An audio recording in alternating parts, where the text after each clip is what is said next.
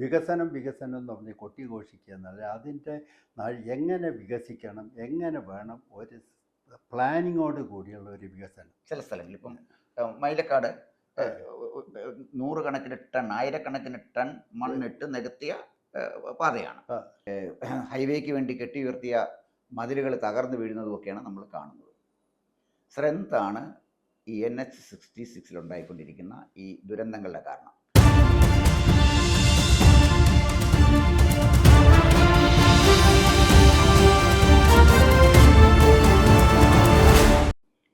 ഇന്ന് ജനഭൂമിക്കൊപ്പം ഉള്ളത് doctor MM ഖാനാണ്.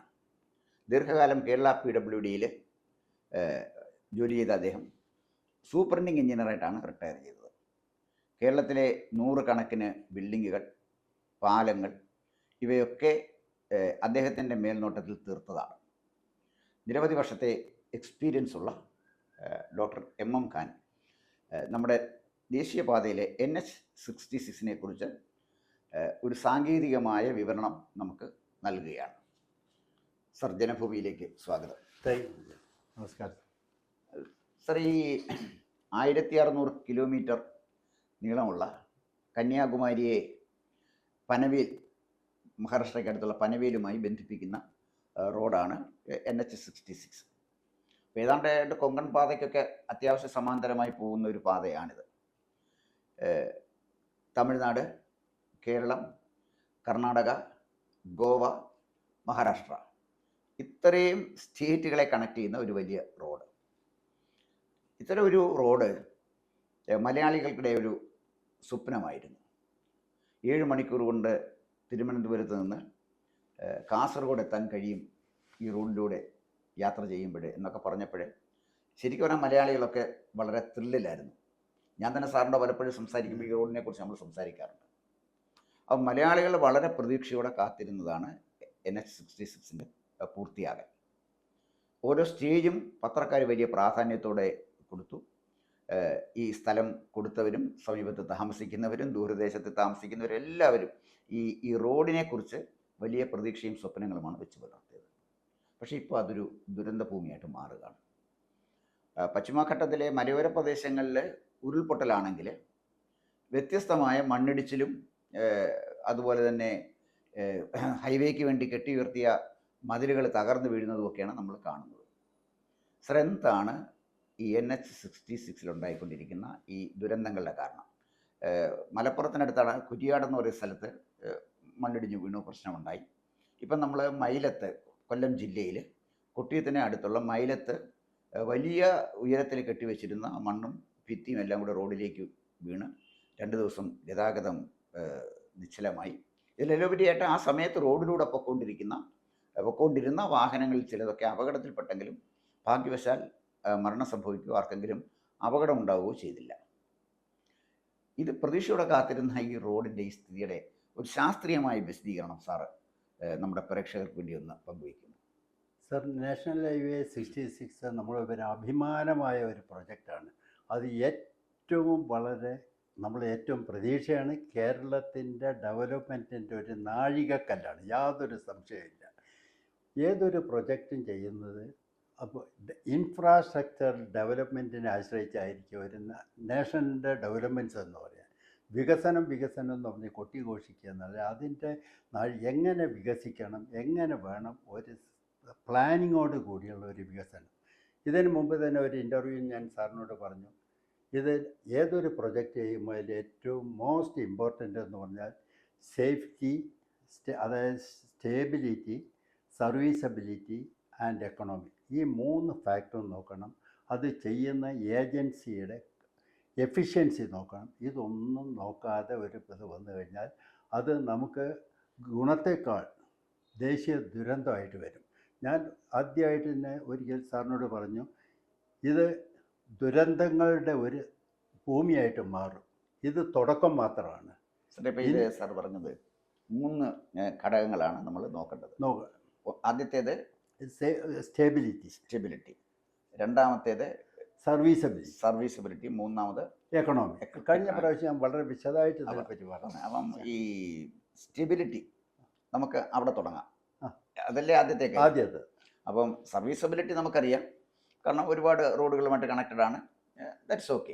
പക്ഷേ സ്റ്റെബിലിറ്റി അല്ലെങ്കിൽ അതിൻ്റെ സേഫ്റ്റി അതാണ് ഒരു പ്രശ്നമായിട്ട് ആദ്യത്തെ ഘട്ടത്തിൽ. അപ്പം മൂന്നായിട്ട് ഇതിൻ്റെ ആ 3 പിന്നെ ഫാക്ടേഴ്സ് നമ്മളെടുത്ത് മൂന്നായിട്ടൊന്ന് അനലൈസ് ചെയ്യുമ്പോൾ പ്രേക്ഷകർക്ക് ഇക്കാര്യത്തെക്കുറിച്ച് വ്യക്തമായൊരു ചിത്രം കിട്ടും. അതുകൊണ്ട് അപ്പോൾ സ്റ്റെബിലിറ്റിയിൽ എവിടെയാണ് പ്രശ്നം ഉണ്ടായത്? ഇത് ഇത്രയും ഉള്ളവർ നോക്കുമ്പോൾ ഇതിൽ പോകുന്ന ആ സോയിലിൻ്റെ ഘടന നോക്കട്ടെ. ഇത് കടന്നു പോകുന്ന അതിന് വേറെ ഒരു വിധത്തിൽ ഞാൻ സാറിനോട് വളരെ വ്യക്തമായിട്ട് പറഞ്ഞാൽ, ഇത് പോകുന്ന സ്ഥലത്തിൻ്റെ കാലാവസ്ഥ, അത് പോകുന്ന സ്ഥലത്തിൻ്റെ ഭൂപ്രകൃതി, സ്റ്റേബിലിറ്റി, ഇത് ഫില്ല് ചെയ്യുന്ന എർത്തിൻ്റെ ഗുണം, ഇത് ഒന്നും അവിടെ നോക്കിയിട്ടില്ല. ആ സ്ട്രക്ചറിന് സ്റ്റേബിളാണോ, ആ സ്ട്രക്ചറിൽ സ്റ്റേബിലിറ്റി പിടിച്ചു നിൽക്കുന്നോ എന്നൊരു നല്ലൊരു സ്ട്രക്ചറൽ എഞ്ചിനീയർ കൺസൾട്ട് ചെയ്തോന്ന് even now I am doubtful. സ്റ്റേബിലിറ്റിയെ യാതൊരു വിധത്തിൽ അവർ നോക്കിയില്ല എന്നുള്ളതിന് ഉദാഹരണമാണ് ഞാൻ പറഞ്ഞത്. ഇത് ദുരന്തങ്ങളുടെ ഒരു തുടക്കമാണ്. ഇനി ദുരന്ത ഭൂമിയാവും. ഗോഡ്സ് ഓൺ കൺട്രി നമ്മൾ കൊട്ടിക്കൊടിച്ചിരിക്കുന്ന ഡെവിൾസ് ഓൺ കൺട്രിയാവും. മറ്റൊരു പ്രത്യാഘാതം വരുന്നതെന്ന് പറഞ്ഞാൽ നാച്ചുറൽ കലാമിറ്റിയിലുണ്ടാകുന്ന നമുക്ക് ദുരന്തങ്ങൾ നേരത്തെ വന്നിരുന്നത്. ഒന്നുകിൽ അതിനെല്ലാം നമുക്ക് പ്രിക്കോഷൻ ഉണ്ടായിരുന്നു, ഒരു ഫോർകാസ്റ്റിംഗ് ഉണ്ട്. ഒരു കലാമിറ്റി വന്നാൽ, ഒരു ഫ്ലഡ് വരുന്നു കഴിഞ്ഞാൽ വരാൻ സാധ്യതയുണ്ട്, ഒരു രോഗം വന്നു കഴിഞ്ഞാൽ നമുക്ക് ഒരു ഏകദേശം അതിന് റെമഡീസ് എല്ലാം ഉണ്ട്. ഈ ദുരന്തങ്ങൾക്ക് ഓൾ ഓഫ് എ സഡനാണ് അതിൻ്റെ കാഷ്വാലിറ്റിയും വളരെ ഭീകരമായിരിക്കുന്നത്. ഒരു പോകുന്ന വഴിക്ക് ഈ റോഡിൽ കൂടെ മുകളിൽ പോകുന്നവർക്കും താഴെ പോകുന്നവർക്കും ഒരുപാട് അപകടകരമായിട്ടുള്ള, അതായത് ഒരു ദുരന്ത ഭൂമിയെ ഏറ്റവും സമാധാനമായിട്ടുണ്ടായിരുന്ന തീരദേശത്തിന് ഒരു ദുരന്ത ഭൂമിയായിട്ട് മാറ്റി എന്ന് പറഞ്ഞാൽ എ സീരീസ് ഓഫ് ഏറ്റവും കൂടുതൽ കാഷ്വാലിറ്റി ഇനി കേരളത്തിൽ പ്രതീക്ഷിക്കാവുന്നത് structural failure, no doubt at all. Structural ഫെയിലിയറാണ് എന്ന് സാറ് പറഞ്ഞു. അപ്പോൾ ഞാൻ ഈ റോഡിൻ്റെ പണി കൃത്യമായിട്ട് നിരീക്ഷിക്കുന്ന ഒരാളാണ്. ഇപ്പോൾ റോഡ് പലതരത്തിലാണ് പോകുന്നത്. ഒന്ന്, എർത്ത് ഫില്ലിങ് നടത്തി ഉയരത്തിലുള്ള അതിൻ്റെ ആ ലെവല് പിന്നെ ആക്കിയ പാത. ചില സ്ഥലങ്ങളിൽ ഇപ്പം മൈലക്കാട് 100 കണക്കിന് ടൺ, 1000 ടൺ മണ്ണിട്ട് നികത്തിയ പാതയാണ്. ചില സ്ഥലങ്ങളിൽ വയഡക്റ്റിലൂടെയാണ് കടന്നു പോകുന്നത്. ഇപ്പം അരൂർ അവിടെ മണ്ണിട്ട് നികത്തിയിട്ടില്ലല്ലോ, അത് പില്ലറിലല്ലേ, അങ്ങനെയാണല്ലോ അത് കടന്നു പോകുന്നത്. അപ്പം ഇത് പില്ലറിലൂടെ കടന്നു പോകുന്ന റോഡുകൾ ഭാഗം അതിന് ആണോ അപകടം, അതോ ഈ പിന്നെ എർത്ത് ഫില്ലിങ് നടത്തി കോട്ട പോലെ ഉയർത്തിയെടുത്താണോ പ്രശ്നം? അതായത് റോഡ് മുഴുവൻ സ്ട്രക്ചറൽ ഡിസൈനിൻ്റെ കുഴപ്പമാണെന്ന് പറയാൻ പറ്റില്ലല്ലോ. ദുരന്തം ഉണ്ടാകുന്നതിൻ്റെ കാരണം ഏതെങ്കിലും പ്രത്യേക സ്ഥലത്താണ്. ആ പ്രത്യേക സ്ഥലത്ത് സാധാരണ കടന്നു പോകുന്ന റോഡിൽ ദുരന്തം ഉണ്ടാകേണ്ട കാര്യമില്ല. ഭൂമിയുടെ നിരപ്പിന് തന്നെ കടന്നു പോകുന്നത് അതിൻ്റെ ആവശ്യമില്ല. അപ്പോൾ ഈ ദുരന്തമുണ്ടാകുന്ന സ്പോട്സ് അത് ഏതൊക്കെയാണ്? അതാണ് പ്രധാനമായ ഒരു കാര്യം. അതായത് ഇനി ഒരു പ്ലാനിങ് നോക്കുമ്പോൾ നമ്മൾക്ക് ഏറ്റവും 3 ഘടന ആലോചിക്കാം. നമ്മൾ ചെയ്യാൻ പോകുന്ന പ്രൊജക്റ്റിനെ പറ്റി ഒരു ഹിസ്റ്റോറിക്കൽ ബാക്ക്ഗ്രൗണ്ട്, നാഷണൽ 66 എന്താണ്, അതിൻ്റെ ഹിസ്റ്റോറിക്കൽ ബാക്ക്ഗ്രൗണ്ടാണ്, അതിൻ്റെ ഇമ്പോർട്ടൻസ് ആണ്, അത് എങ്ങനെ അത് ഡെവലപ്പ് ചെയ്തു എന്നുള്ളതിനെ പറ്റി first of all we have to study that. Historical background ഇല്ലാതെ ഒരു പ്രൊജക്റ്റ് എങ്ങനെ വരും? രണ്ടാമതായിട്ട് ആ സ്ട്രക്ചർ നമ്മൾ ഏത് പ്രതലത്തിലൂടെ, ഏത് സോയിലൂടെ, ഏതെല്ലാം പ്രദേശത്തു കൂടെ കടന്നു പോകുന്നു, ആ സ്ഥലത്തിൻ്റെ ഭൂപ്രകൃതി, അതിൻ്റെ ഘടനകളുമെല്ലാം മനസ്സിലാക്കാൻ. മൂന്നാമതായത് ഇത് ഇംപ്ലിമെൻറ്റിങ് ഏജൻസിയുടെ കപ്പാസിറ്റി, അവർക്ക് ഇതിന് പ്രാപ്തരാണോ ഇത് ഇംപ്ലിമെൻറ്റ് ചെയ്യാൻ, what are the infrastructure facilities അവർക്ക് അതുണ്ട്. ഈ 3 ഘടകങ്ങളും ഉൾക്കൊള്ളിച്ചുകൊണ്ട് ഒരു പ്ലാനിങ് ആണ് നമ്മൾ തയ്യാറാക്കേണ്ടത്. അതിനാണ് DPR, അതിനനുസരിച്ചാണ് എസ്റ്റിമേറ്റ്. ഈ 3 കാര്യങ്ങളും അതിന് ടോട്ടലി നെഗ്ലക്റ്റ് ചെയ്തിട്ടാണ്. ഇന്നിപ്പോൾ ഏതെങ്കിലും ഒരു എഞ്ചിനീയറോട് നമ്മൾ ചോദിച്ചാൽ വാട്ട് ഈസ് നാഷണൽ ഹൈവേ 66, അത് എങ്ങനെയാണ് നാഷണൽ ഹൈവേ 66 കേരളത്തിൽ വന്നു എന്ന് ചോദിച്ചാൽ ആർക്കും ഒരു ഉത്തരം പറയാൻ പറ്റില്ല. സാറിനറിയാമോ നാഷണൽ 66ൻ്റെ ബാക്ക് ഹിസ്റ്ററി നമ്മൾ നോക്കിയാൽ നാഷണൽ ഹൈവേ 66 നമ്മൾ കേരളത്തിൽ ഇതിൻ്റെ ആദ്യഘട്ടത്തിൽ നാഷണൽ ഹൈവേ 47, നാഷണൽ ഹൈവേ 70 എന്ന 2 നാഷണൽ ഹൈവേ ഉണ്ടായിരുന്നുള്ളൂ. നാഷണൽ ഹൈവേ 70 എന്ന് പറയുന്നത് കേരളത്തിൽ കാസർഗോഡിലെ തലപ്പാടിയിൽ നിന്ന് തുടങ്ങി നമ്മളെ എറണാകുളത്ത് സ്ഥലമുണ്ടല്ലോ ജംഗ്ഷൻ വൈറ്റില്ല അതിൻ്റെ മുമ്പുള്ള ഒരു ജംഗ്ഷൻ എടപ്പള്ളി വരെ വരുന്നതാണ് നാഷണൽ ഹൈവേ 17 ഇത് വരുന്നത്. ആ 17 തന്നെ പഴയ കാലത്ത് വെസ്റ്റ് കോസ്റ്റ് റോഡ് എന്ന് പറയുന്ന തീരദേശ റോഡായിരുന്നു മലബാറിൽ കൂടെ വരുന്നത്. അതിന് ഇവിടെ വന്നു. പിന്നെ നമുക്ക് നാഷണൽ ഹൈവേ 47 സേലത്ത് നിന്ന് കന്യാകുമാരി വരെ പോകുന്നത്. ഇത് എടപ്പള്ളിയിൽ നിന്ന് ടച്ച് ചെയ്തുകൊണ്ടാണ് വരുന്നത്. എടപ്പള്ളിയിൽ വെച്ചിട്ടാണ് ഇത് ഡൈവേർട്ട് ചെയ്ത് ഇത് ആലപ്പുഴ വഴി ഇതെല്ലാം കൂടി വരുന്നത്. ഇതിന് കോട്ടയം വഴി ഇതെല്ലാം വരുന്ന ഒരു സ്ഥലം. ഈ രണ്ടിനെയും കൂടി യോജിപ്പിച്ചുകൊണ്ട് നമുക്കൊരു തീരദേശ റെയിൽവേ കേരളം. അത് എന്തിനാണ് അതിൻ്റെ പ്രസക്തി എന്ന് പറഞ്ഞാൽ, കേരളത്തിൻ്റെ ഭൂപ്രകൃതി തീരദേശം, ഇടനാട്, മലനാട്, ഈ 3 റീജിയനാണ് നമുക്കുള്ളത്. ഈ 3 റീജിയനിൽ കൂടെ ഇതിന് ലെങ്ത് വൈസ് ആയിട്ട് ഒരു റോഡ് നെറ്റ്വർക്ക്, അതിന് റോഡ് നെറ്റ്വർക്ക് എന്ന് പറയും. ഈ 3 റോഡ് കൂടി ഉണ്ടാവുകയും പിന്നെ ഓരോ ജില്ലയിലും ക്രോസ് ആയിട്ട് നമ്മുടെ കേരളം എന്ന് പറഞ്ഞാൽ അവിടെ നിന്നുള്ള ഏകദേശം 600 കിലോമീറ്റർ എന്നുള്ള മാക്സിമം 80 കിലോമീറ്റർ വീതിയുള്ള, ഞാൻ പറഞ്ഞ ഒരു പാവയ്ക്ക പരുവത്തുള്ള ഒരു സ്ഥലമാണ്. ഈ റോഡിൻ്റെ വികസനം എന്ന് പറഞ്ഞാൽ നമ്മൾ സമ്പൂർണ്ണമായിരുന്നു റോഡ് നെറ്റ്വർക്കിൻ്റെ ഈ ഒരു കൺസെപ്റ്റ് വെച്ചിട്ടാണ് നമ്മൾ ഇതാക്കേണ്ടത്. അതിൻ്റെ തീരദേശ ഹൈവേ ആണ് നാഷണൽ ഹൈവേ 66. ഇതിനെ രണ്ടിനും കൂടി യോജിപ്പിച്ചുകൊണ്ട് കന്യാകുമാരിയിൽ വെച്ച് അതിന് വേറെ സ്റ്റേജിൽ പോയാൽ ബോംബെ വരെ ഗോവ വരെ പോയിട്ട് തീരദേശത്തുള്ള അറബിക്കടലിന് പാരലായിട്ട് കൊണ്ട് വരുന്നത് എല്ലാ തുറമുഖങ്ങളുടെയും ഇമ്പോർട്ടൻ്റ് ആയിട്ട് പല സ്ഥലങ്ങളെയും ഘടിപ്പിക്കുന്നതും ഏറ്റവും കൂടുതൽ ജനവാസ കേന്ദ്രമുള്ള ഒരു സ്ഥലമാണ്. ഇതിൻ്റെ ഡെവലപ്മെൻറ്റ് എന്ന് പറഞ്ഞാൽ നമ്മളെ മെയിൻ ആർട്ടറിയാണ്. അതിന് വേണ്ട ഗൗരവത്തോടു കൂടി ആരും കണക്കാക്കിയിട്ടില്ല സ്റ്റഡി ചെയ്യുക. That is the history. ഇനി ഇത് കടന്നു പോകുന്ന സ്ഥലം ശരിയായിട്ട് സാറൊന്ന് നോക്കണം. നമ്മളെ കേരളത്തിൽ ഈ 600 കിലോമീറ്റർ ദൂരത്തിൽ ടോട്ടൽ നമുക്ക് 44 റിവർ പുഴകളുള്ളത്. ഇതെല്ലാം വെസ്റ്റ് ഘാറ്റിൽ നിന്ന് പശ്ചിമഘട്ടത്തിൽ നിന്ന് ഉത്ഭവിച്ച് നേരെ പടിഞ്ഞാറോട്ട് ഒഴുകി കായലിലോ അല്ലെങ്കിൽ അറബിക്കടലിലോട്ടോ ഒഴുകി ഈ നാഷണൽ ഹൈവേ കട്ട് ചെയ്യുന്നതാണ്. സാർ ഒന്ന് നോക്കണം. അതിൻ്റെ ആക്ച്വലി ഈ 600 കിലോമീറ്റർ ദൂരത്തിൽ നിന്ന് 44 നദികളിൽ നിന്ന് 41 ഒരു നദി ഈ നാഷണൽ ഹൈവേ കട്ട് ചെയ്തു പോകുന്നതാണ്. ഇതിലുപരി 400 500 ചെറുതും വലുതുമായിട്ടുള്ള സ്ട്രീമുകളുണ്ട് ഇതിലോട്ട് പോകുന്നു. ആലപ്പുഴയൊക്കെ എത്ര തോടുകളുണ്ട്. തോടുകൾ ചെറുതും വലുതായിട്ട് 400 അന്ന് ശരിയായ കണക്ക് എനിക്കറിയായിരുന്നു. ഈ ഇതിലുണ്ട്. ഇത് കഴിയാതെ ഏറ്റവും പ്രധാനപ്പെട്ട വേമ്പനാട് കായൽ, ഏറ്റവും അപകടകാരി വേമ്പനാട് കായൽ, അഷ്ടമുടി കായൽ, പിന്നെ ഈ ചെറുതുമായിട്ടുള്ള പല കായലുകളും ഇതും ഈ നാഷണൽ ഹൈവേ ക്രോസ് ചെയ്ത് വരികയാണ്.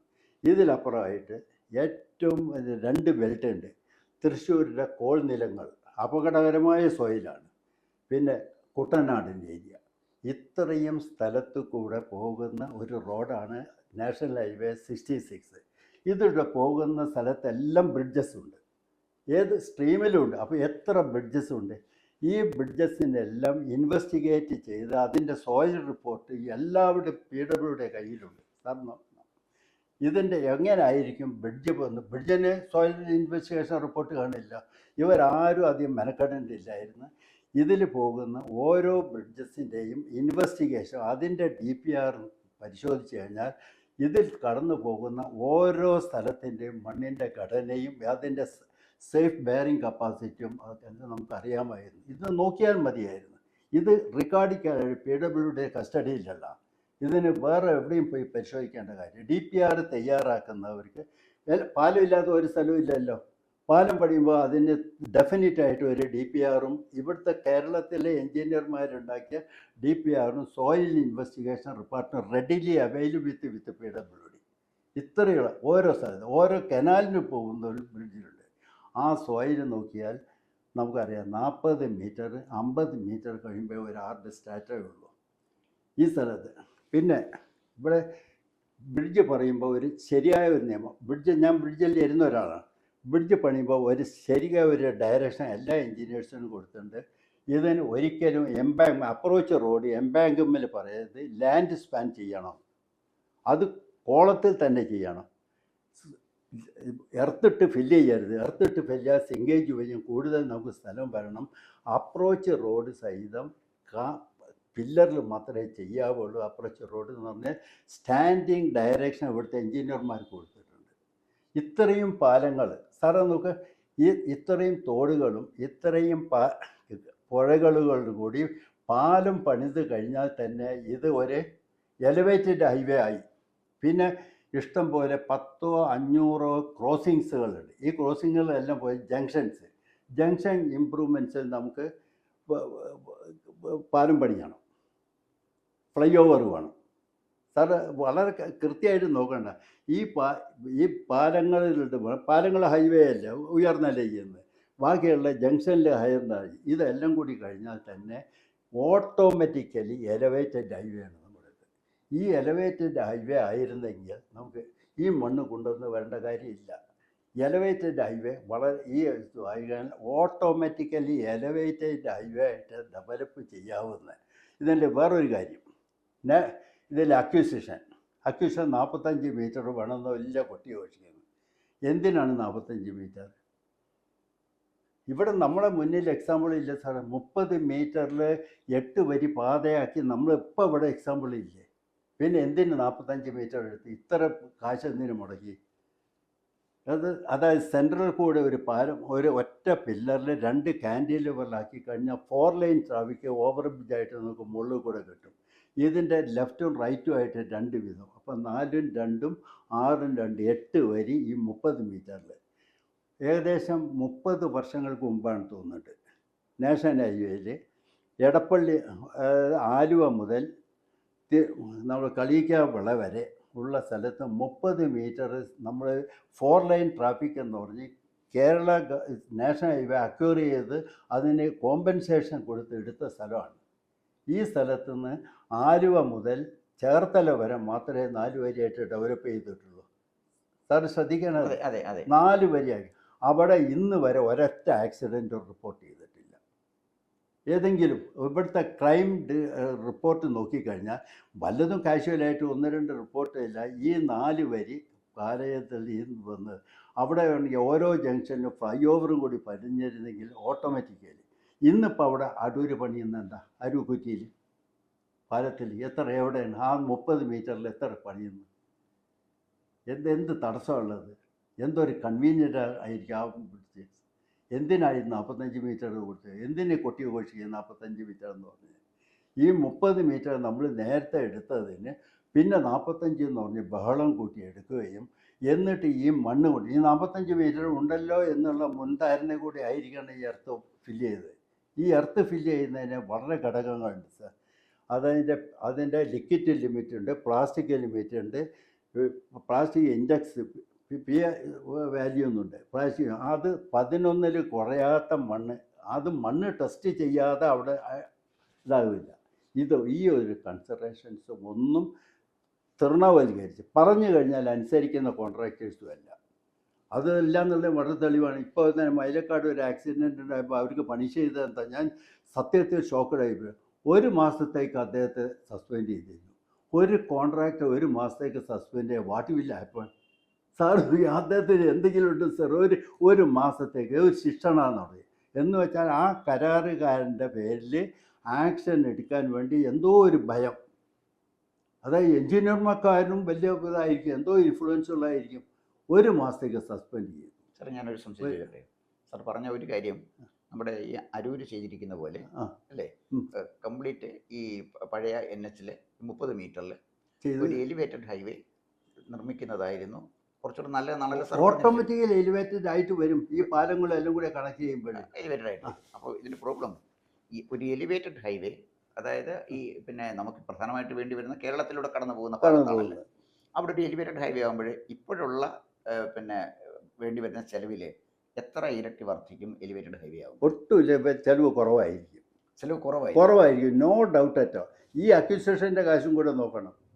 അക്വിസിഷനിൽ വന്ന ഭയങ്കരമായ ഇത് വന്നിട്ടുണ്ട്. നമ്മൾ 2 ഇരട്ടി 3 ഇരട്ടി എല്ലാം കൊടുത്തിരിക്കുന്നത്. ഈ അക്വിസിഷൻ ഇല്ലാതെ ചെയ്തുകൂടായിരുന്നു. 4 വരി സുഖമായിട്ട് ചെയ്തുകൂടായിരുന്നു. 4 4 ലൈൻ ട്രാഫിക് എന്നല്ലേ പറഞ്ഞത്.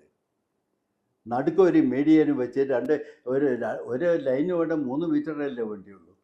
ഈ 30 മീറ്ററിന് വെച്ചാൽ എത്രയുണ്ട്? നമുക്ക് പാസേജും അതും എല്ലാം കൂടെ കൊടുത്ത് മുകളിൽ നേരെ പോകുന്നതിന് നമുക്ക് ക്രോസ് വേണ്ടടുത്ത് മാത്രം ജംഗ്ഷൻ ഇമ്പ്രൂവ്മെൻറ്റ്സ് കൊടുത്ത് അവിടുന്ന് ഒരു അപ്രോച്ച് വേണം. അവിടെ ചിലപ്പോൾ ഒരു അഡീഷണൽ അക്വിസിഷൻ വേണം.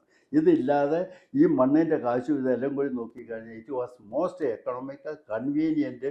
ഇത് നമ്മൾ ഈ നാഷണൽ കലാമിറ്റിയും വരത്തില്ലായിരുന്നു. മുകളിൽ കൂടെ ദൂരെ പോകും, താഴെ എവിടെയെങ്കിലും ഒരു ജില്ലയിലോ മറ്റോ പോകുന്നതിന് താഴെ കൂടെ പോകണം. അപ്പോൾ അവിടുന്ന് ഒരു എക്സിറ്റ് കൊടുത്താൽ പോയി. ഓക്കെ. അപ്പോൾ അത്തരം പ്രധാനപ്പെട്ട ഒരു എൻട്രി പോയിന്റിൽ അല്ലെങ്കിൽ എക്സിറ്റ് പോയിന്റിൽ അതിൻ്റെ അനുസരിച്ചുള്ള സംവിധാനം ചെയ്തുകൊണ്ട് ഒരു എലിവേറ്റഡ് ഹൈവേ ആയിരുന്നു ഇതിന് അനുകൂലമെന്നാണ് സാർ പറഞ്ഞത്. ഇപ്പോൾ എലിവേറ്റഡ് ഹൈവേ ആണെങ്കിൽ ഇത്രയും കിലോമീറ്ററിൽ കൊടുത്തത്. നമ്മുടെ അരൂപയ്ക്ക് അതെ, എത്ര കിലോമീറ്ററാണ്? 12 കിലോമീറ്റർ. അതുപോലെ ഒരറ്റം തൊട്ട് മറ്റേ അറ്റം വരെ വന്നിരുന്നുവെങ്കിൽ താഴത്തെ ലാൻഡിൽ നമുക്ക് യാത്രയ്ക്ക് ഉപയോഗിക്കാം, കാൽനടക്കാർക്ക് ഉപയോഗിക്കാം. അങ്ങേ സൈഡിൽ നിന്ന് ഇങ്ങോട്ട് പോകുന്നവർക്ക് അവിടെ ഈസി ആയിട്ട് പോകാൻ വയഡക്റ്റ് ഉണ്ട്. അപ്പോൾ പിന്നെ ആ പ്രശ്നമില്ല. നമ്മൾ ചൈനീസ് മതിൽ രണ്ടായിട്ടും മാറിയില്ലായിരുന്നു. ഈ മലകളെല്ലാം കുത്തി ഇളക്കി കൊണ്ടുവന്ന് ഇവിടെ ആക്സിഡൻറ്റ് പ്രോൺ പോയിന്റ് ആവില്ലായിരുന്നു. അപ്പോൾ എന്ന് പറഞ്ഞാൽ തീർച്ചയായിട്ടും ഒരു ആവശ്യമുള്ള മുന്നൊരുക്കങ്ങളൊന്നുമില്ലാതെ ഒരു DPR തയ്യാറാക്കി നിർമ്മിച്ചതാണ് ഈ NH-66. ഇവിടെ എന്ന് പറഞ്ഞാൽ ഈ കരാറുകാരൻ ശിവാലയ കൺസ്ട്രക്ഷൻ കമ്പനിയാണ് നമ്മുടെ ഇവിടെ എടുത്തിരിക്കുന്നത്. അതുപോലെ മറ്റാളുകളും എടുത്തിരിക്കുന്നത്. അപ്പോൾ എന്തായാലും ഈ കൺസ്ട്രക്ഷൻ കമ്പനിയുടെ താല്പര്യം അനുസരിച്ചാണ് റോഡ് പണിയത്, അല്ലാതെ രാജ്യത്തിൻ്റെ താല്പര്യം അനുസരിച്ചല്ല ഈ റോഡ് ഡിസൈൻ ചെയ്ത് എന്ന വളരെ ഗൗരവതരമായ ഒരു ആരോപണമാണ് ഖാൻ സാർ പറഞ്ഞിരിക്കുന്നത്. വളരെ ഗൗരവമുള്ള. അല്ല സാർ, ഒരൊറ്റ അവിടെ ഇല്ലല്ലോ, ഒരൊറ്റ സൂപ്പർവൈസർ ഇല്ലല്ലോ.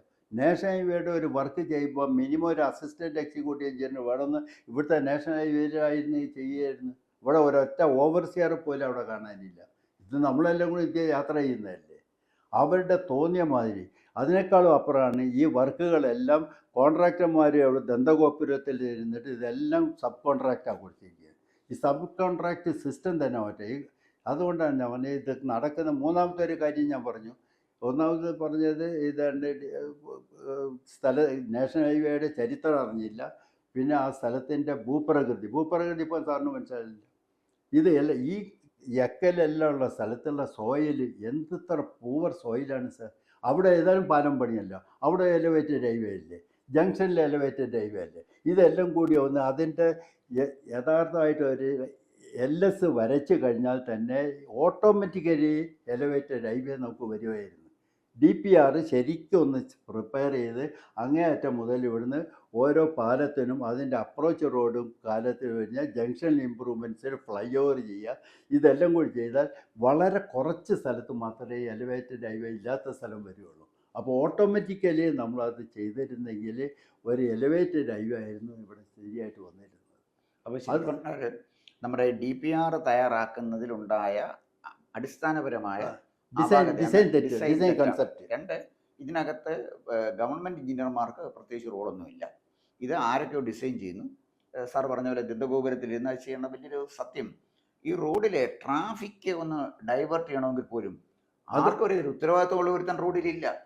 അപ്പോൾ അവന് സൗകര്യമുള്ളപ്പോൾ അവന് സൗകര്യമുള്ള ആളുകളെ വെക്കുക എന്ന് പറഞ്ഞാൽ ഒരുമാതിരി ഒരു ബനാന റിപ്പബ്ലിക്കുന്ന കാര്യങ്ങൾ നടക്കുന്ന പോലെയാണ് NH-66 കൺസ്ട്രക്ഷൻ നമ്മുടെ സംസ്ഥാനത്ത് നടക്കുന്നത് എന്നുള്ളത് വളരെ ദുര്യോഗമായ ഒരു കാര്യമാണ്. അതിൽ കറക്റ്റായിട്ട് ഒരു പോയിന്റാണ്. അപ്പോൾ ഇത് DPR തയ്യാറാക്കിയതിൽ സോയിൽ ടെസ്റ്റ് നടത്തിയിട്ടില്ല, ആവശ്യമായ ടെക്നിക്കൽ അഡ്വൈസ് വാങ്ങിച്ചിട്ടില്ല.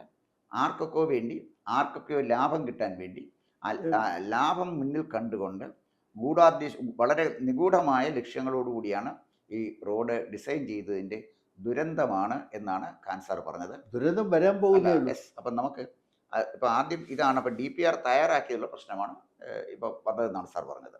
അപ്പം നമുക്ക് അടുത്ത എപ്പിസോഡിൽ എന്തൊക്കെ ദുരന്തമാണ് വരാൻ സാധ്യത എന്ന് ഡിസ്കസ് ചെയ്യാം അടുത്ത എപ്പിസോഡിൽ. കൂടുതൽ വാർത്തകളും വിശേഷങ്ങളും നേരിട്ട് ലഭിക്കാൻ ജനങ്ങളിൽ നിന്ന് ജനങ്ങളിലേക്ക് ജനഭൂമി ന്യൂസ് സബ്സ്ക്രൈബ് ചെയ്യൂ. ബെൽ ബട്ടൺ അമർത്താനും മറക്കരുത്.